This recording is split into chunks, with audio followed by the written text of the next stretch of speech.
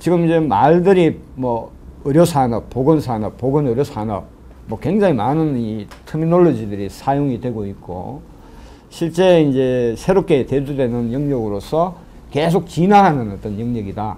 그래서 깨끗하게 데피니션을 내리기에는 아직은 좀 한계가 있지 않을까 이렇게 보여집니다.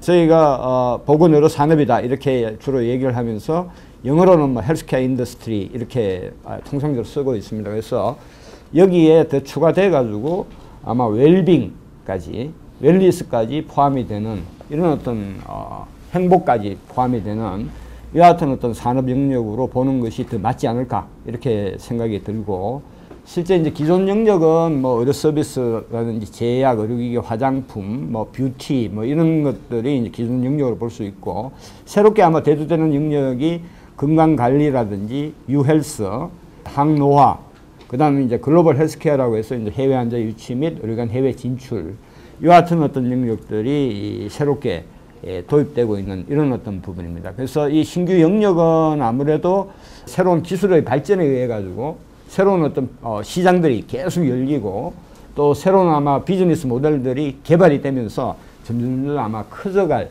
이런 어떤 가능성이 굉장히 크다 이렇게 보여집니다. 지금 보건산업진흥원에서 추정을 했을 때는 보건의료 산업의 시장 규모가 약 한 90조, 그 다음에 현재 고용인력은 한 70만 정도. 또한 이제 뭐냐면 굉장히 이 과학의 발전하고 밀접하게 연계가 되어 있는 영역이 또 보건의료 산업 영역이다. 요새 융합이 많이 얘기가 되고 있습니다만은 실질적으로 이 NT, 나노하고 이제 바이오, 그 다음에 IT 이 세 가지가 결합이 돼가지고 새로운 어떤 치료 기술들이 지금 굉장히 많이 제시되고 있고 앞으로의 그 가능성은 무궁무진하다 이렇게 볼 수 있는 이와 같은 어떤 영역입니다. 그래서 어떻게 놓고 보면 지금 쏠 수 있는 수단은 굉장히 새로운 것들이 많이 이렇게 개발이 됐는데 제공되는 틀 자체는 그냥 옛날 옷들을 지금 입고 있는 이러다 보니까 여기에서 이제 이 미스매치 현상들이 굉장히 많이 이제 만들어지고 또 사회적 갈등들이 굉장히 많이 유발될 수 있는 이런 어떤 또한 영역이다 이렇게 볼 수 있습니다. 그래서 이제 보건의료 산업의 중요성은 하나는 뭐냐면 고령화입니다.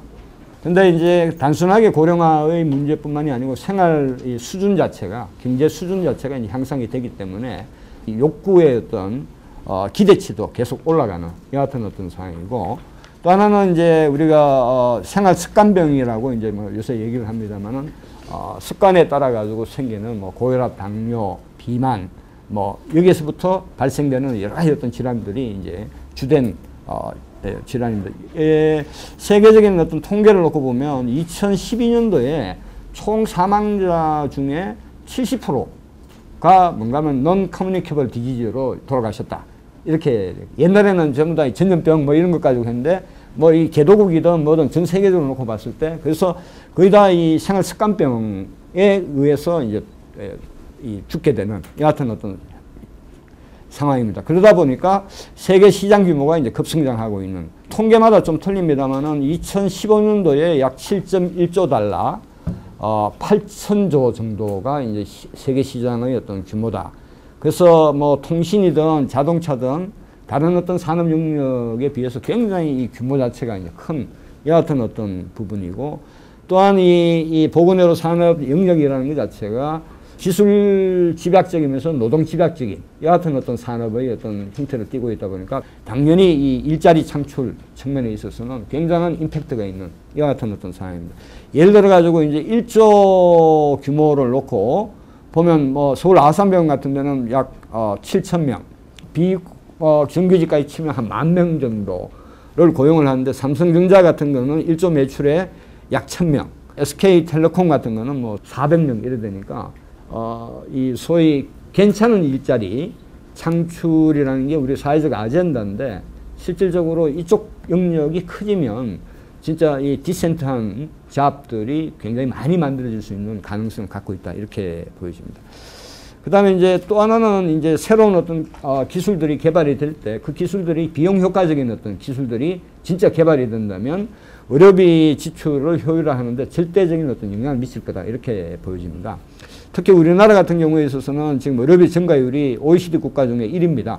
07년부터 12년까지 평균 증가율이 약 한 7% 정도 되는데 OECD 국가의 평균이 한 2% 정도 되고 또 최근 통계들을 보면 이제 이 경제 위기 때문에 의료비를 감축되는 나라들이 여러 나라들이 있습니다. 뭐 그리스든 뭐 이런 쪽에서는 실제로 했는데 우리는 그냥 계속 이게 증가하고 있고 이런 어떤 증가 추세가 워낙 심하기 때문에 지금 이제 우리가 이 97조가 국민 의료비인데 아마 2020년 정도 되면 200조를 넘어가지 않냐 이런 어떤 추정이 나와서 과연 우리가 이런 어떤 의료비를 지탱할 수 있을지 소위 이 체계의 어떤 지속 가능성에 대해서도 일반적인 의문들이 제시가 되고 있는 이 같은 어떤 사안이다. 그래서 이제 우리나라의 이제 일반적인 현황을 간단하게만 말씀을 드리면 R&D 투자가 이제 뭐 외국에 비해서 지금 부족하다. 그러다 보니까 이 기술 경쟁력 확보하는데 이제 애로가 있다. 이렇게 보여지고 국가 R&D 중에 보건의료 비중이 약 7% 정도밖에 되지는 않습니다. 그래서 미국에 비해서 약 3분의 1 수준밖에 안 되기 때문에 외국에 비해서 굉장히 이제 작다 이렇게 볼 수 있고 주로 이 결과물을 논문이라든지 특허 위주로 이제 성과 측정을 하다 보니까 R&D에 많은 돈이 투입이 됐음에도 불구하고 실제 기술화되는 것들은 굉장히 적어지는 이 같은 어떤 부분이다 이렇게 볼 수 있습니다. 그래서 저번에 이제 저희가 신문을 봤더니 세계 스캇이 와서 우리한테 리커멘데이션을 했는 것 자체가 소위 이런 어떤 특허 건수 가지고 성과를 측정하는 것은 맞지가 않다. 그래서 새로운 어떤 기업들이 얼마나 만들어지느냐 이런 어떤 결과물로서 봐야 되는 것이지 소위 이제 그 어떻게 놓고 보면 아웃컴이 뭐냐. 근데 우리는 아직까지는 소위 아웃풋 위주의 이 성과 측정이 되다 보니까 문제가 있는 이런 어떤 상황입니다. 그 다음에 이제 우리 내수 시장은 뭐 여기 아시다시피 우리가 전체 시장 규모의 약 한 1.1%에서 1.3% 정도밖에 안 되니까 아까 말씀드렸습니다만 전 세계 시장이 이제 8천조인데 우리나라는 뭐 한 97조 정도밖에 되지 않으니까 그래서 이 국내에서만 있어가지고는 산업 발전이라는 거는 우리가 기대할 수가 없고 해외 진출이 돼줘야 되는 이 같은 어떤 사안인데 해외 진출에 대한 이 성공 경험이라든지 사례들이 별로 없습니다. 그래서 제약 산업을 예를 들어 가지고 보면 우리나라의 가장 큰 이제 제약 기업이 동아제약인데 동아제약이 연 매출이 1조가 안 됩니다. 올해 아마 1조로 조금 넘어간다 뭐 이렇게 되는데 실질적으로 이제 화이자 이런 데 같은 거 70조 뭐 100조 이렇게 되니까 게임이 안 되는 이 등덩치에 있어 가지고 그런 어떤 측면에서 이제 우리가 특히 의료기기 같은 거는 뭐 이거는 더더욱이 이제 문제가 있는 이런 어떤 상황입니다. 그래서 지금 이제 정부에서 제약 산업 발전 5개년 계획 이와 같은 것들을 만들어 가지고 세계 수준의 어떤 제약사 한 개라도 좀 만들어야 되지 않냐. 2020년까지 또 이제 글로벌 네트워크를 만들어 가지고 소위 어떤 전문 제약 그러니까 덩치가 큰 건 아니고 특정 약에 있어 가지고는 전문성을 갖는 이런 전문 제약 기업을 또 키우고 또 제네릭 쪽에 있어서도 또 세계적인 어떤 기업들을 좀 키우는 이 같은 어떤 방향에서 지금 정책들을 펴고 있고 또 지원을 하고 있습니다만은 과연 이것이 이제 성공할지 부분에는 아직 의문이 되는 이와 같은 부분이다. 우리가 워낙 이제 그 내수 시장에 그러니까 의료 서비스라는 것 자체가 바라본 시각이 국내용으로만 바라봤습니다. 아무래도 뭐냐면 우리가 법 제도 이런 어떤 부분 자체는 과거에 머물러 있다 보니까 실질적으로 이 산업화하는 데에 많은 어떤 갈등들이 일어나고 있는 이 같은 어떤 영역입니다. 그래서 과연 이게 산업이냐? 응? 뭐 이런 부분에 있어가지고 아직 사회적 공감대가 확실하게 이제 안 돼 있다 이렇게 보여지는 부분이고 또한 이제 여기는 새로운 영역입니다. 새로운 비즈니스 모델은 새로운 시장이 만들어지기 때문에 새로운 어떤 인재들이 나와줘야 되는데 아직 우리나라에서는 그런 어떤 부분에 있어가지고 준비 태도가 안 갖춰져 있다라는 부분 등등이 이제 현재 우리가 갖고 있는 한계점이다 이렇게 볼 수 있습니다. 그렇지만은 뭐냐면 가능성은 있다. 가능성이 있다. 이 첫째로는 소위 이제 인력 자체의 퀄리티 자체는 굉장히 높다. 이렇게 보여지고 또 의료 서비스 수준에 있어서도 결과를 놓고 보시면 암검진 암 수술 5년 생존율 같은 경우는 우리나라가 외국에 비해서 특히 뭐 의료가 발전되어 있다는 미국 이런 데에 비해서도 결과가 낮게 나타나는, 그래서 상당히 세계적인 어떤 기술력을 갖고 있다라는 부분, 또 국제적인 어떤 이 임상 시험 능력들도 우리가 보유하고 있는 이런 어떤 부분이고, 또 다른 이제 한류라는 측면에 있어서 한국의 브랜드 가치가 올라가는 여하튼 어떤 측면에서는 앞으로 우리 국가 경제를 발전시키는데 크게 기여할 수 있는 가능성은 갖고 있다, 이렇게 볼 수 있습니다. 그래서 그렇지만 이제 현재 지금 이제 우리가 정부에서 주로 추진하고 있는 게 해외 환자 유치 사업인데, 이것이 2009년도에 시작이 됐습니다. 지금 한 5년 지났습니다만 20만 명 이렇게 되니까 지금 싱가포르 같은 데서 70만 명 정도 그러는데 우리가 20만 명이니까 상당한 수준까지 빨리 따라왔다, 이렇게 보여지고, 정부에서는 뭔가 하면 2020년까지 100만 명을 이제 유치하겠다, 이런 어떤 목표들을 갖고 있습니다. 그래서 20만 명이 와가지고 수익은 한 4천억 정도 됩니다.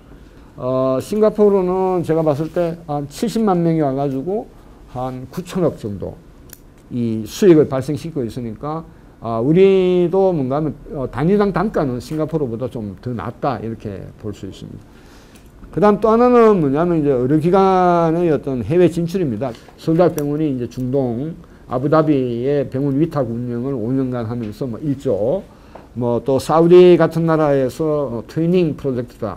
그래서 우리나라에 있는 것과 똑같은 거를 거기에 짓는 여하튼 어떤 프로젝트, 또 서울대학병원이 갖고 있는 뭐 이 인포메이션 테크놀로지 병원 IT 기술들을 수출하는 여하튼 어떤 부분에서 활발하게 지금 얘기가 되고 있습니다. 그래서 지금 보면 약 진출한 의료기관이 111건에 한 19개국 정도가 진출이 돼 있고, 그래서 지금 이제 의료 시스템 수출은 개념적으로 놓고 보면 이 의료 서비스뿐만이 아니고, 그 다음에 각종 건설, 그 다음에 의료 장비, 그 다음에 의약품, 이런 것들이 다 묶여져 가지고 운영까지 하는 여하튼 거를 기본적인 어떤 패키지로 보고 지금 추진을 하고 있습니다. 그래서 지금 우리 정부 입장에서는 우리가 진출해 가지고 나가는 현지국에 있는 이 병원을 뭔가 하면 거점 병원을 해 가지고 여기서 이 해외 환자들을 보내는, 우리가 여기서 치료하고 나면 나중에 사후 관리를 이 병원에서 하는 여하튼 어떤 네트워크를 구성을 해 가지고 글로벌 헬스케어 자체가 조금 더 서스테이너빌리티를 갖도록 그 같은 어떤 측면에서 추진을 하고 있는, 지금 정부 입장에서는 2020 메디컬 코리아 여하튼 어떤 비전을 만들어 가지고 적어도 보건의료 산업에 있어서는 세계 7대 강국으로 앞으로 도약을 해야 되겠다, 뭐 이런 어떤 틀을 갖고 지금 움직이고 있습니다. 근데 이제 우리가 한번 지금 시점에서 냉정하게 한번 고려해야 될 점이 있지 않을까 싶어서 제가 좀 적어봤습니다. 지금 이제 이 산업화를 하는데 이 산업화의 목적이 뭐냐에 대해 사회적 공감대가 이제 지금 형성이 안 돼 있다. 여러분들 보시면 뭐 원격 의료가 마치 이 의료 민영화의 어떤 전초인 것처럼 이렇게 얘기를 한다든지, 또 의료법인들이 해외에 진출하기 위해 가지고 자본을 투자하는 것들이 지금 이제 의료법인에 있어서는 좀 힘들게 돼 있던 부분들을 복지부가 이제 자회사를 만들어 가지고 투자할 수 있도록 이렇게 만들어 가는 것 자체도 좀 더 이 의료 민영화다, 뭐 이렇게 되는 거고, 또 지금 기재부에서 서비스 발전 기본법 같은 것들을 만드는 것들도 또 야당에서 전부 다 이거는 이 민영화로 가가지고 소위 이 공공성을 악화시키고 형평성을 더 심하게 하고, 그를 통해 가지고 어떤 양극화, 그러니까 부익부 빈익빈 현상을 더 악화시키는 정책들을 정부가 어떻게 펼 수 있냐, 여하튼 어떤 측면에서 굉장히 공격을 하고 있는 이런 어떤 상황입니다. 그래서 어떻게 보면 이 우리가 산업화하고 형평성 확보 여하튼 것들이 뭐냐면 상호 의존적인 어떤 관계가 돼줘야 되는데, 지금까지는 뭔가 하면 대립적인 어떤 관계로서 전부 다 인식을 하고 있는 여하튼 어떤 부분이고, 도대체 이 산업화의 기본적인 목적이 뭐냐라는 부분들이 그리고 어떤 방법을 통해서 그것을 이 목적을 달성할 수 있는지에 대해 가지고 국민 설득들이 우선이 좀 돼야 될 필요성이 있다, 이렇게 보여집니다. 그 다음에 이제 저희가 봤을 때는 그러면 이 메디칼 코리아가 이명박 정부 때도 이것이 뭐 국정 과제로 돼가지고 돼 있었을 뿐만 아니고 지금 이 박근혜 정부에 있어서도 굉장히 중요한 어떤 보건 산업 영역에 있어서 중요한 아젠다로 많이 대통령한테도 보고가 되고 뭐 이렇게 되는데 진짜 그만한 거냐 실제 이것밖에 없느냐. 해외 환자가 이 정부는 2017년까지 50만 명 해가지고 2조 4천억. 그 다음에 의료기관 해외 진출해가지고 약 2조 정도 생산 유발 효과를 발생시키겠다. 다 해가 지금 4조입니다. 4조인데 우리나라 의료비 보시면 2017년도에 보면 한 155조에서 180조 정도 되니까 열심히 해가지고 진짜 잘했다 하더라도 4조를 벌어들이는 거에 이 목을 맬 건지 아니 이것밖에 없는 건지 지금 입장에서는 좀 명철하게 판단을 해볼 필요성이 있다. 제가 그래서 국가별 명목 GDP를 2014년도 세계은행 발표했는 거를 하나 가져왔습니다. 보면 싱가포르 같은 데가 297 빌리언 정도, 3,200조 정도 됩니다. 거기에 예를 들어 가지고 4조라는 것이 갖는 의미하고 우리나라는 지금 이 사이즈를 보면 14위입니다. 세계 14위. 그래서 이 1,600조 정도의 규모의 뭐 4조 같은 거로 보면 뭐 0.1%도 안 되는 이런 어떤 이 사이즈의 규모다. 그래서 저희가 봤을 때는 이것만이 아니고 실제 앞서 우리가 말씀드렸던 여러 가지 어떤 새로운 기술, 그 다음에 새로운 영역 이런 것들이 무수히 막 나오는데 그것들이 시장에서 빨리빨리 비즈니스 모델로 테스팅되고 뭔가 이렇게 이 검증이 될 수 있도록 해서 이 국민 이 건강 향상에도 쓸 수 있고 또 산업 경제에도 기여할 수 있는 이런 어떤 메커니즘을 우리가 지금 만들어야 되는데 이 메커니즘에 대해서는 지금 전혀 얘기가 안 되고 있고 정부 입장에서 복지부도 마찬가지라고 봅니다.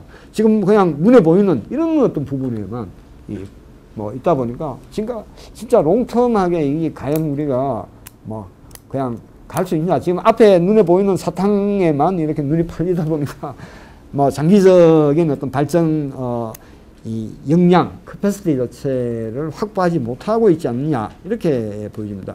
그러면 이제 의료 서비스 시장이라는 것 자체가 기본적으로 중요한 것이 이제 보건산업에 있어서도 규모도 크고 이런 어떤 영역이 이제 의료 서비스 쪽인데 이 의료 서비스의 기본 틀이 이제 제공 체계다 이렇게 볼 수 있습니다. 그런데 제공 체계를 현재 한번 보면 정부에서는 우리나라가 굉장히 효율적인 시스템이다 이렇게 설명을 합니다. 왜냐하면 의료비가 우리 GDP의 약 한 7% 정도밖에 되지는 않고 그 다음에 전 국민이 커버가 되고 있고 그래서 OECD 평균이 한 9% 정도 되는데 우리는 아직까지는 결과에 비해 가지고는 돈을 적게 쓰고 있는 그래서 굉장히 어떤 효율적인 어떤 시스템이다. 그 다음에 우리 IT가 또 기반이 뒤에 돼 있다 보니까 여러 가지 어떤 이 관리 능력은 굉장히 뛰어난 이 같은 어떤 부분입니다. 근데 진짜 그러냐? 거기 보면 우리가 효율성, 형평성, 질, 뭐 이런 측면에서 굉장히 많은 문제점을 갖고 있습니다. 현실적으로 놓고 보면. 우리나라의 병상 수는 지금 과잉 공급되어 있습니다. 뭐 한 3만에서 한 4만 정도 과잉 공급되어 있고. 근데 경제적인 관점에서 보면 과잉 공급되어 있으면 공급이 안 일어나야 되는데 계속 증가하고 있는 이런 어떤 상황이다 보니까 병원에 한번 입원하게 되면 오래 입원을 하고 또 비어있는 병상들이 많은 이런 어떤 상황이다. 그래서 긴 재원일수, 낮은 병상 이용률이 있다 보니까 실제적으로 효율성 측면에서 굉장히 떨어지는 부분들이 있고 또 하나 이제 우리가 형평성 문제.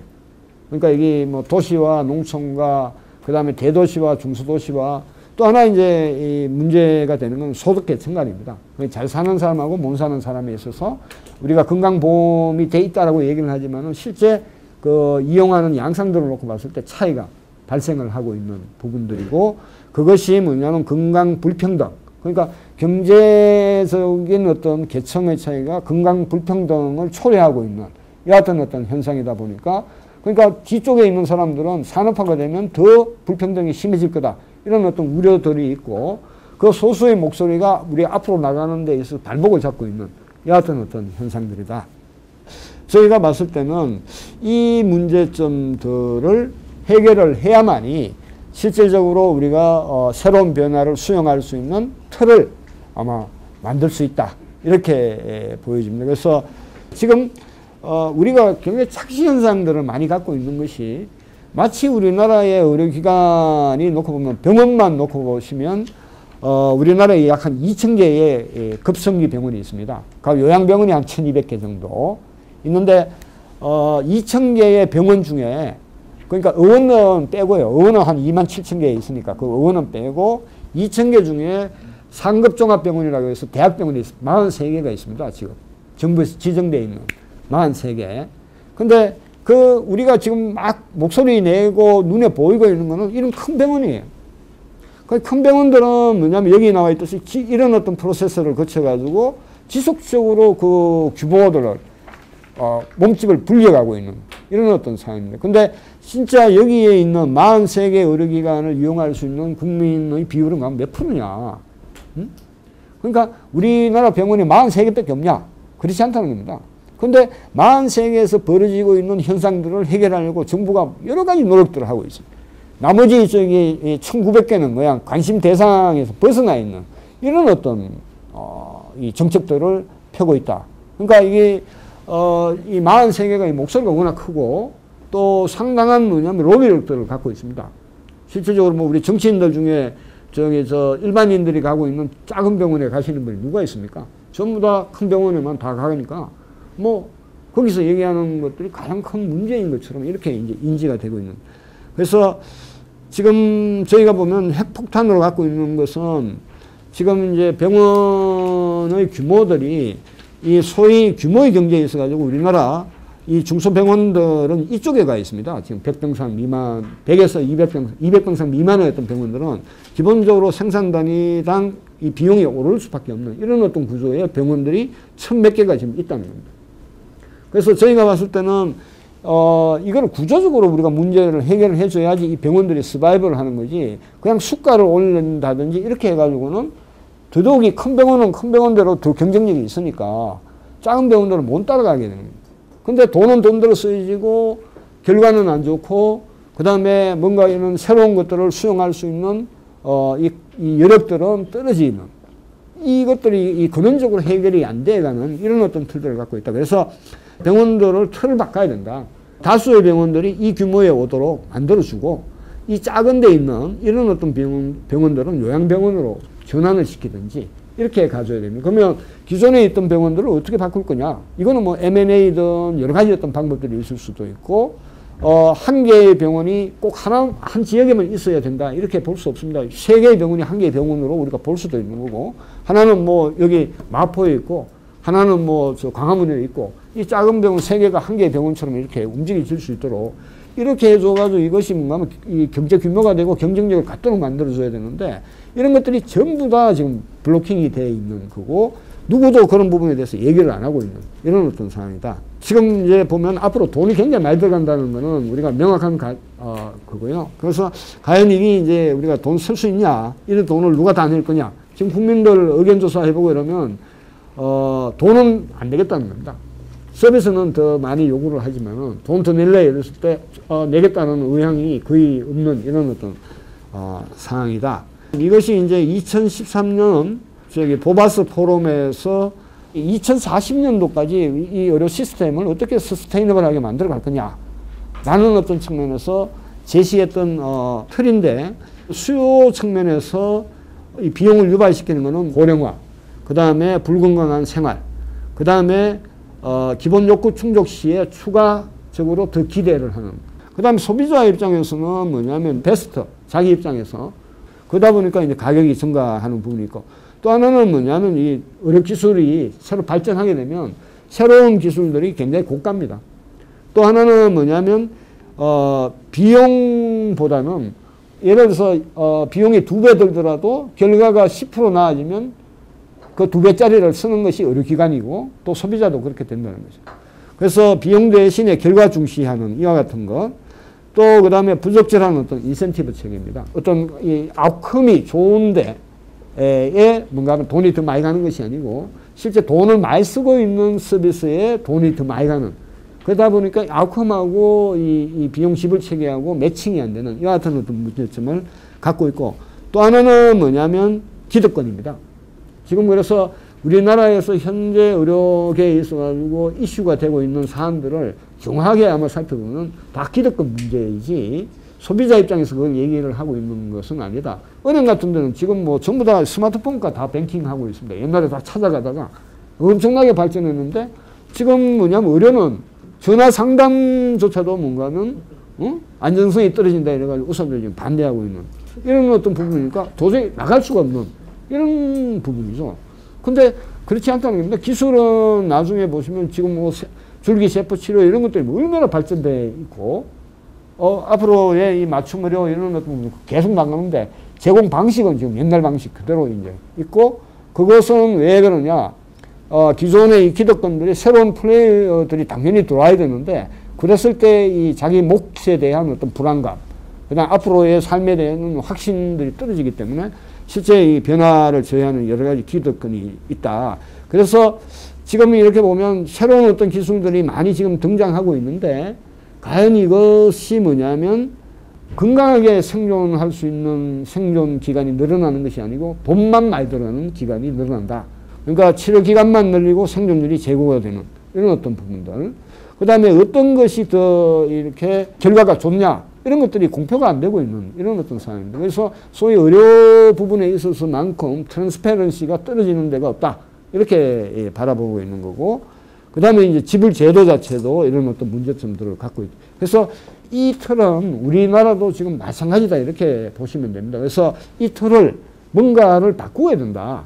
지금 이렇게 볼 수 있고 그래서 미래의 의료는 뭐 다 아시다시피 4P로 바뀐다. 그래서 예측, 예방, 맞춤, 참여행위다. 보시면 뭐 다 아시는 사안이니까. 그래서 아마 이런 식으로 바뀔 거다. 이 부분에 대해서는 아마 이의가 없습니다. 다들 아마 이래 갈 거다. 언제 올 거냐? 뭐 10년 안에 올 건지, 20년 안에 올 건지. 또 일부는 지금 오고 있는, 당장 와가지고 있는 상황이다. 이렇게 되고 있습니다. 근데 우리의 어떤 시스템은 여기에 옛날에 있던 과거. 그러니까 이 미래의 이 모습이 되려면 플레이어도 새로운 사람들이 돌아야 되고, 제도도 바뀌어져야 되는데 그런 것들을 뭔가 하면 스트본하게 리지스트하고 있는 것들이 기존의 이제 의료계다. 이렇게 볼 수 있습니다. 그래서 적어도 이제 저희가 보면 생태계가 변화한다. 그래서 여기 보시면 공간적으로도 제공 장소가 확대될 거고 공급자도 아마 확대될 거고 그 다음에 시간적으로도 지금 찾아만 가서 치료받는 것이 아니고 24시간 내내 바뀌어질 거고 소비자도 확대되고 서비스도 굉장히 다양해지는 이런 어떤 그러니까 근데 지금 전통적인 의료 영역에 있는 여기에 갇혀져 있는 사람들이 이렇게 발전하려고 하는 거를 뭔가 뒤에서 잡고 있는 겁니다. 그래서 지금 외국에서 얘기는 뭐냐면 기존의 이 스테이크 홀더들 데리고 맨날 얘기해봤자 아무것도 안 된다. 그래서 새로운 플레이어들하고 섞어야 된다, 이거. 섞어가지고 앞으로 어떻게 틀을 만들지에 대해서 논의를 해가지고, 사회적 컨센서스를 만들어야지 기존의 이 영역에서, 자기 이익을 갖고 있는 이런 어떤 사람들하고 얘기해가지고 이 틀이 안 만들어질 거다. 이런 어떤 굉장히 비관적인 어떤 얘기들도 현실적으로 있는 것이 마찬가지입니다. 그래서 적어도 이제 우리가 우리 프레임을 바꿔야 되겠다. 의료 서비스 제공하고 있는 어떤 틀을 공급이라는 입장에서도 뭔가 바꿔야 되고 또 소비 입장에서도 바꾸어야 되고 특히나 뭐냐면 이 형평성 확보가 조금 더 우리가 지금 복지에 대해서 굉장히 수요가 있는 것과 마찬가지로 의료 서비스에 있어서도 균등한 의료 서비스를 받고자 하는 욕구들이 굉장히 있습니다. 그래서 이것들이 보장되지 않는 한에 있어서 앞으로 나아가는 방향이 형평성을 더 악화시킬 거다. 이 한마디면 모든 것이 그냥 무산이 되어버리는 이런 어떤 상황이기 때문에 국가가 저는 기본적으로는 형평성이 그래도 뭔가 가시적으로 눈에 보여지는 상태에서의 산업 발전을 해야만이 아마 국민들의 힘을 가질 수 있는, 얻을 수 있는 이런 어떤 동력을 얻어가지고 우리 이 시스템이 앞으로 미래지향적으로 굴러가지 않을까 이렇게 생각을 합니다. 발표는 여기서 마치겠습니다.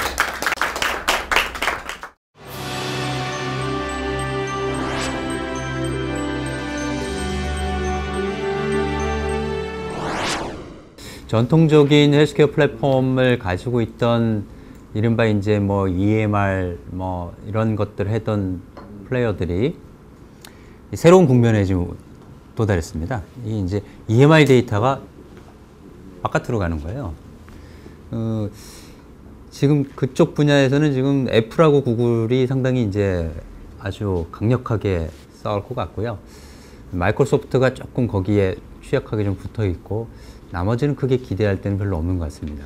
그러니까 이 상황이 이제 이렇게 된 이유에는요, 전통적인 EMR에서 얻을 수 있는 데이터와 다른 영역에서 얻을 수 있는 데이터라고 양을 비교해 볼 때 다른 쪽에서 얻을 수 있는 데이터량이 앞으로 엄청나게 더 많아진다는 겁니다. 뭐 제가 이렇게 예를 들어 설명하는, 가끔 이렇게 설명됩니다만, 의사가 이제 환자한테 약을 처방하지 않습니까?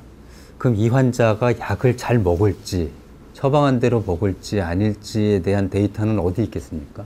그건 EMR이 없어요. 그건 어디 있냐? 라이프로그를 가지고 있는데 데이터가 있는 거예요. 이 환자를 약을 잘 먹게 하기 위해서는 도대체 어떻게 액션을 해야 되냐? 이런 데이터들이 이제 들어온다는 거죠.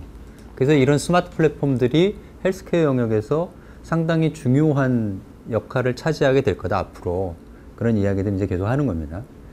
이 사람은 어떠한 행동을 할지, 그리고 그 행동에 영향을 미치는 요인들은 뭔지, 그리고 그 영향을 미치게 하기 위해서는 어떻게 커뮤니케이션 해야 될지. 그래서 이런 이슈들 때문에 이런 뭐 구글이나 애플의 스마트 플랫폼과 또 이런 그 소셜 서비스, 네트워크 서비스, 이런 부분들이 헬스케어 영역으로 이제 지금 급속도로 침투해 들어오기 시작했고요. 그 구글이 이제 이 유전자 쪽만 해도 많이 이제 액션이 일어나고 있죠. 뭐 23andMe 같은 경우는 벌써 70만 명의 DNA 데이터를 확보했습니다. 이게 그 2013년 11월에 FDA에서 판매 중지 명령을 내렸을 때까지 이렇게 확보를 한 거예요. 근데 지금 FDA 이제 입증된, 그러니까 FDA에서 그 판매 중지 명령을 냈던 이유는요, 유전체 분석 결과와 향후 질병 발병 위험 간의 상관관계가 명확하지 않은 거에 대해서 상업적으로 걸지 말라는 거거든요. 그건 뭐 당연히 이제 의학적으로는 그런 이슈니까요. 그래서 그 인과관계가 상당히 입증되어 있는 분야에 대해서 한정해서 다시 신청을 올렸어요, 올해. 그래서 아마 그건 통과될 것 같습니다. 그리고 23andMe는 영국으로 넘어가서 영국에서 똑같은 비즈니스를 시작했어요. 그래서 아마 글로벌하게, 아마 이 회사가 목표했던 100만 명 데이터가 확보가 되게 되면 상당히 DNA의 이 데이터에 기존한 새로운 비즈니스 영역이 나올 수도 있을 것 같습니다.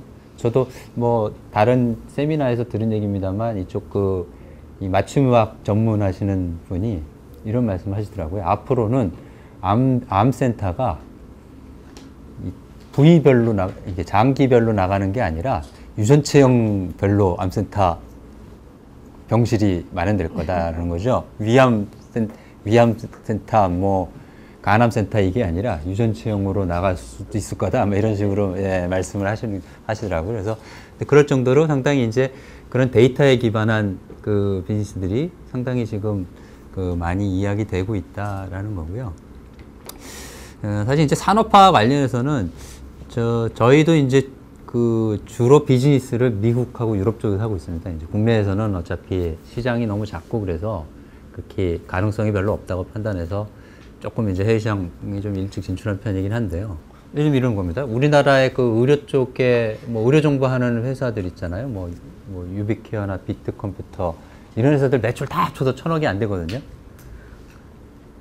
근데 그러니까 우리나라 전체 의료 IT 시장 자체가 한 3,000억 정도 봅니다.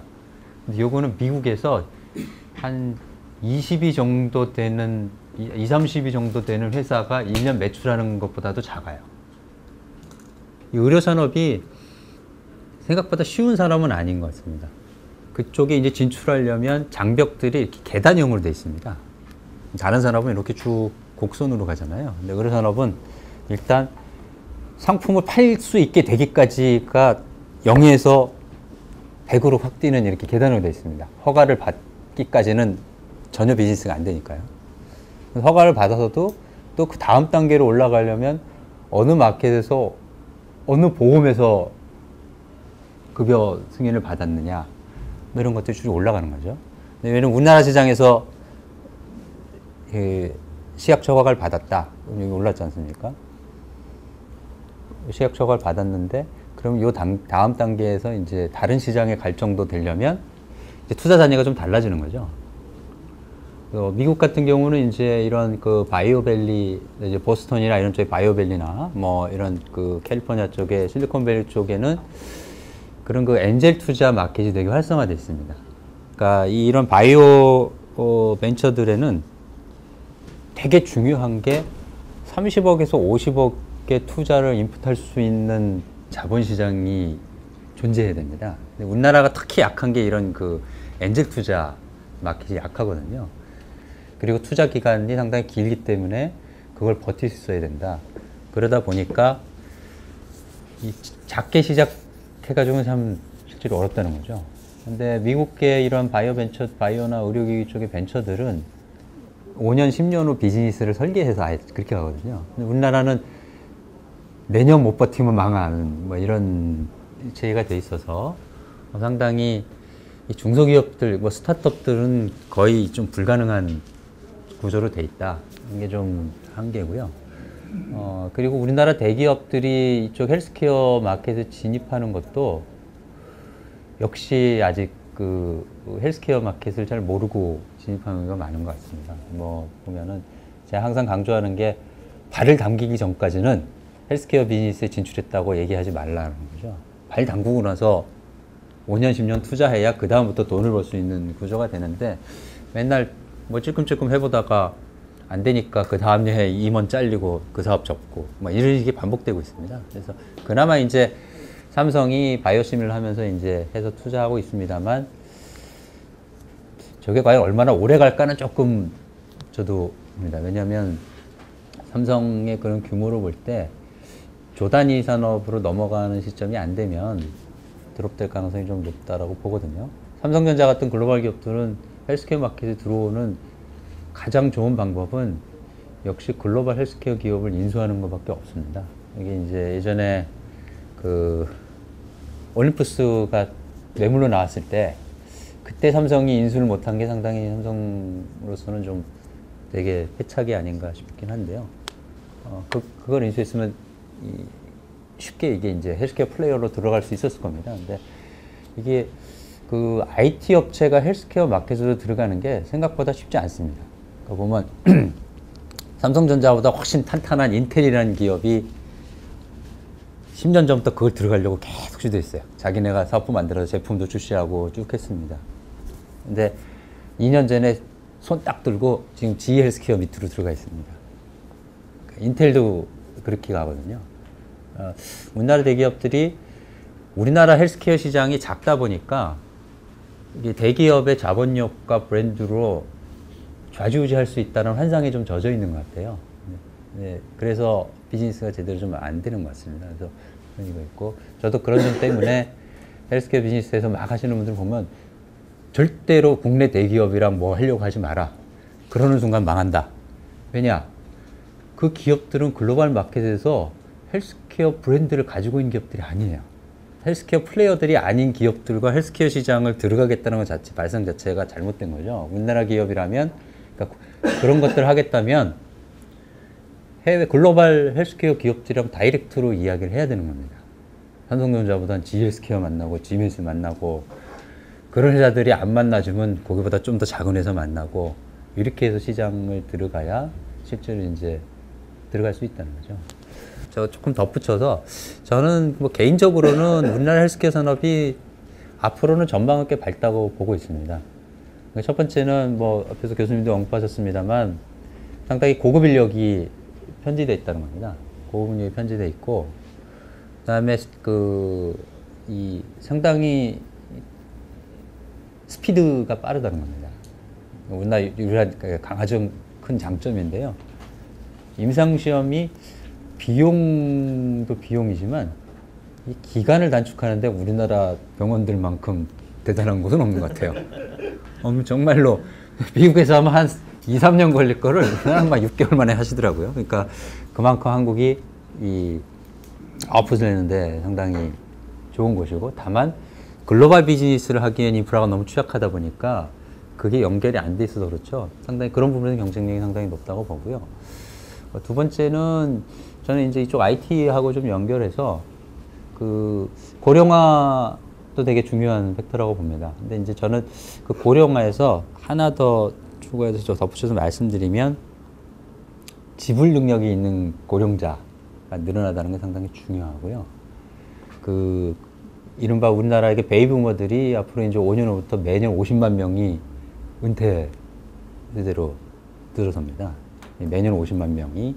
그리고 그 베이비부머들은 소비자 계층으로 따지면 상당히 균질화된 대상들이에요. 58년생, 59년생 별로 차이가 안 납니다. 58년생, 65년생 별로 차이 안 납니다. 상당히 균질화된 사고와 소비 패턴과 생활 양식을 지니고 있는 그룹이 앞으로 10년 후에 800만 명, 15년 후면 1200만 명이 생긴다는 겁니다. 상당히 큰 마켓이라고 보고요. 그리고 저는 이거 IT 관점에서는 더 중요한 게, 우리나라 베이비부머는 전 세계에서 최초로 인터넷 스마트폰을 아주 편하게 쓰는 고령자 세대가 된다는 겁니다. 그래서 이제 그런 부분들이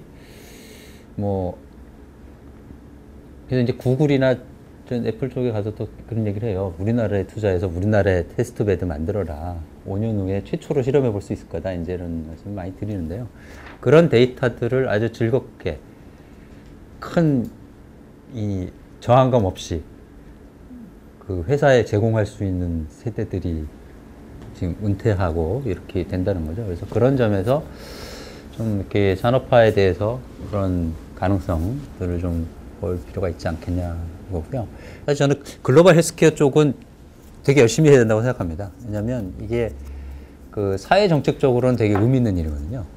그러니까 2조 원이라는 2조, 4조 이렇게 되면요.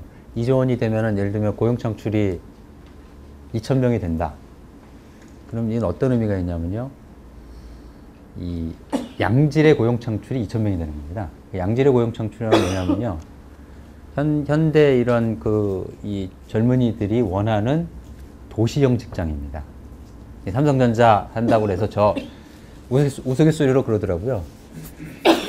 삼성전자 면접 보러 고속도로 쭉 타고 가다가 오른쪽에 LG 연구소에 있는 거 보고 내린대요. 수원까지 안 가는 거죠. 사람들이. 수원도 안 가는데 그 똑똑한 인력들이 지방에서 근무 안 하려고 합니다. 그래서 그거 어렵다. 근데 이 병원이라는 거는 이전 늘어나면 도시 일자리가 2,000개가 생기는 거거든요. 그래서 기사 정책적으로 그 간단한 일은 아닌 것 같아요. 되게 중요한 이슈이기 때문에 그거는 정책적으로 계속 추진해야 될 필요가 있다고 생각이 들고요. 헬스케어 산업도 우리나라가 성장했던 궤를 좀 반영해서 쫓아가야 되는 거 아니냐는 생각도 같이 하고 있습니다. 저는 신약 개발 이런 거는 되게 개인적으로는 좀 반대하는 사람이거든요. 아니, 우리나라가 삼성전자가 세계 최초로 한 건 하나도 없는데, 우리나라 세계 최초로 한 건 하나도 없는데, 왜 제약 분야만 신약이냐. 이해가 안 된다는 거죠. 왜 테바나 이런 회사들처럼, 인도나 이런 회사들처럼 제너릭 해가지고 하고 그렇게 성장하는 경로는 왜 안 하는 거죠? 그리고 그거를 R&D 과제로 안 삼는 건 사실 이해는 안 됩니다. 그러니까 의료기기건 제약이건 우리나라가 세계 시장에서 새로운 걸 처음 내놓을 수 있는 가능성은 1%다. 그리고 그걸 상업적으로 성공시킬 확률은 0.001%거든요. 그러니까 별로 의미 없는 투자 같아요. 그래서 그런 게 아니라 기본적으로 타겟팅을 우리나라의 이런 진짜 산업 역량하고 이런 걸 감안해서 타겟팅하는 그런 전략을 세우는 게 좀 현실적이지 않겠나. R&D 쪽으로도 접근할 수 있는 거죠? 그러니까 저는 국가 R&D는요, 사실 국가에서 너무 돈 많이 줘서 안 된다고 생각하는 사람 중에 하나인데요. 왜냐하면 지원 비율이 너무 높아요. 그러니까 본인이 이렇게 목숨 걸고 해도 될까 말까인데요. 기업한테 무슨 R&D 자금 주는데 75%를 지원해주고, 그러니까 이 우리나라 기업 R&D는요, 수주지 R&D가 아닙니다. R&D 딱 따면요. 건설공사 수주한 거랑 똑같아요. R&D 수주했다. 그럼 그거 가지고 얼마나 남겨 먹을까? 이 얘기하고 있거든요. 그건 무슨 R&D입니까? 그게? R&D 보건의료 쪽 관련해서 R&D가 또 이제 연구를 해봤는데 이 누가 그 R&D에 대한 주무 부서인지 여러 군데가 다 지금 모여 있거든요. 산자부도 있죠, 복지부도 있죠, 뭐 교과부도 있고 다 있다고. 근데 그것이 뭐랄까 책임이랄까요. 아까 말씀하신 성과에 대한 책임을 누구도 지지 않고, 그러니까 수주 마찬가지. 저도 그래서 똑같은 생각이에요. 뭐 기능적으로는 카테고리는 있습니다. 그러니까 미래부는 이른바 통신과 뭐 플랫폼 시장 조성 이런 쪽 하고요. 그 산업부는 아무래도 눈에 보이는 거. 그러니까 이제 의료기기, 그다음 이렇게 하여튼 눈에 보이는 아웃풋으로 나오는 것들 위주로 하고요. 그리고 복지부는 이것저것 다 하는데 액수가 작아서 이렇게 성과는 잘 안 나오는 것 같아요. 그래서 저는 한 곳에서 총리실이나 어디서 오히려 그 R&D를 갖다가 통합해서 관리하는 것이 더 낫지 않을까. 사후 퍼포먼스에 대해서도 평가를 하고. 그거 하겠다고 미래부로 덩치 키워놨더니 운영 능력이 안 돼가지고 미래부 지금 진행하는 것도 잘 안 되지 않습니까? 지금 미래부도 그래서 이제 뭐 다 공격을 받고 있는데 VIP께서 어찌됐건 간에 R&D 너무 아웃풋 없다. 이게 지금 굉장히 큰 하두입니다. 그래서 국정감사에서도 지금 뭐 계속 이렇게 그거 하지 않았습니까? 근데 다 바뀌려고 지금 다들 뭐 실험 미래부 복지부 다 지금 똥줄이 타고 있습니다. 실제로 이 R&D 어떻게 할 건가 뭐 그래서 이제 그 뭐 TRL 뭐 테크놀로지 레디니스 레벨인가 뭐 그런 그거를 다 만들어서 앞으로 모든 프로젝트를 비즈니스 모델이 없는 거는 받지 말자 뭐 이런 이야기까지도 이제 하면서 이제 또 이야기를 하고 있는데요. 정부에서도 무슨 성과, R&D의 성과를 근데 너무 성과를 갖다에게 포커싱 하다 보면 그야말로 크리에이티브하게 정말 도전적인 그런 R&D가 위축되는 학생이 많거든요. 사실 성과도 중요하지만 계속해서 실패하더라도 그 뭐 신약이나 뭐 의료기기에 모든 데 있어서 시스템이 중요한 게요. 그러니까 이런 겁니다. R&D를 기획하고 감리하고 하는 기관의 내용을 들여다보면요. R&D 과제를 딱 냈는데 많은 사람이 응모해가지고 선정하면 잘했다고 그래요.